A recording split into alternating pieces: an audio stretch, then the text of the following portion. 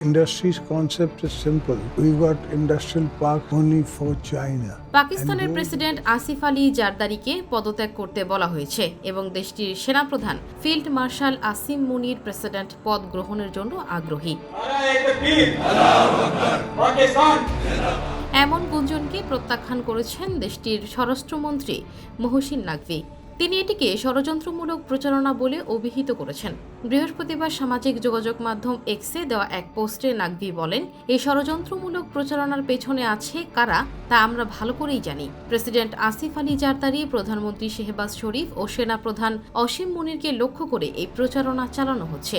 তিনি জোর দিয়ে বলেন, আমি স্পষ্টভাবে জানিয়ে দিচ্ছি, প্রেসিডেন্টকে পদত্যাগ করতে বলা হয়েছে বা সেনাপ্রধান প্রেসিডেন্ট হতে আগ্রহী এমন কোনো আলোচনা হয়নি, এমনকি এই ধরনের কোনো চিন্তাও নেই। পাক স্বরাষ্ট্রমন্ত্রী বলেন, পাকিস্তানের প্রেসিডেন্টের সঙ্গে সশস্ত্র বাহিনীর নেতৃত্বে দৃঢ় ও সম্মানজনক সম্পর্ক রয়েছে।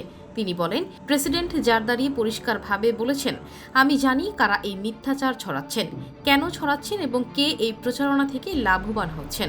নাকভি বলেন, সেনাপ্রধান ফিল্ড মার্শাল আসিম মুনিরের একমাত্র লক্ষ্য পাকিস্তানের শক্তি ও স্থিতিশীলতা নিশ্চিত করা, এছাড়া আর কিছু নয়। তিনি বলেন, যারা এই মিথ্যা প্রচারণার সঙ্গে জড়িত তারা চাইলেই বিদেশি শত্রু গোয়েন্দা সংস্থাগুলোর সঙ্গে মিলে যা খুশি তাই করতেই পারেন, আর আমরা ইনশাল্লাহ পাকিস্তানকে আবারও শক্তিশালী করার জন্য যা কিছু দরকার তাই করব।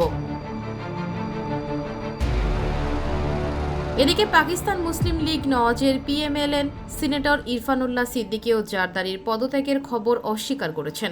দেশটির সংবাদ মাধ্যম জিও নিউজের জিও পাকিস্তান অনুষ্ঠানে কথা বলার সময় তিনি বলেছেন, জারদারি পদত্যাগ করেছেন, ইমরানের ছেলেরা আসছেন, নওয়াজ শরীফ আদিয়ালায় যাচ্ছেন, এসব কোনো সংবাদ নয়, এগুলো বানোয়াট গল্প।